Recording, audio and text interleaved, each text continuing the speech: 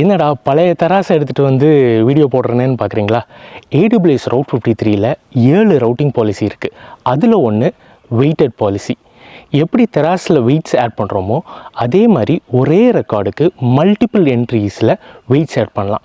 அது எப்படி ஒர்க் ஆகுது, அது என்ன மாதிரி யூஸ் கேஸ்க்கு யூஸ் பண்ணுவோங்கிறத ஒவ்வொன்றும் இந்த வீடியோவில் டீட்டெயிலாக பார்க்கலாம். இந்த டொமைனோட ஹோஸ்டட் ஜோன் கான்ஃபிகரேஷனை நல்லா கவனிங்க. இந்த சப்டொமைன் myaccount.websiteshop.comக்கு 2 டிஃப்ரெண்ட் IP அட்ரஸை ஆட் பண்ணியிருக்கோம்.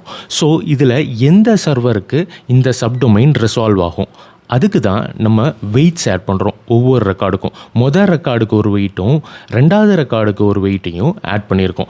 ஸோ மொதல் ரெக்கார்டில் 70% ஆட் பண்ணியிருக்கோம், ரெண்டாவது ரெக்கார்டில் 30% ஆட் பண்ணியிருக்கோம். ஸோ இதனால 70% ஆஃப் த டிராஃபிக் மொதல் ரெக்கார்டுக்கும் 30% ஆஃப் த டிராஃபிக் ரெண்டாவது ரெக்கார்டுக்கும் போகும். ஸோ இது என்ன யூஸ் கேஸ்க்கு யூஸ் பண்ணுவோம்? ஸோ ஒரு சர்வர் வந்து ஹையர் கான்ஃபிகரேஷனில் இருக்குது. ஸோ இதில் வந்து 16 கோர் சர்வராக இருந்ததுன்னா அதுக்கு மெஜாரிட்டி ஆஃப் த டிராஃபிக்கும், இது வந்து வெறும் 4 கோர் சர்வராக இருந்தால் அதை ஓவர்லோட் பண்ணாமல் இருக்கிறதுக்காக நம்ம வந்து ரெண்டாவது சர்வருக்கு 30% மட்டும் அனுப்புவோம். இந்த மாதிரி AWSல இருக்கிற கான்ஃபிகரேஷன்ஸ் எல்லாம் புரிஞ்சுக்கிறதுக்கு என்னோட கிளாஸஸை செக் அவுட் பண்ணி பாருங்கள்.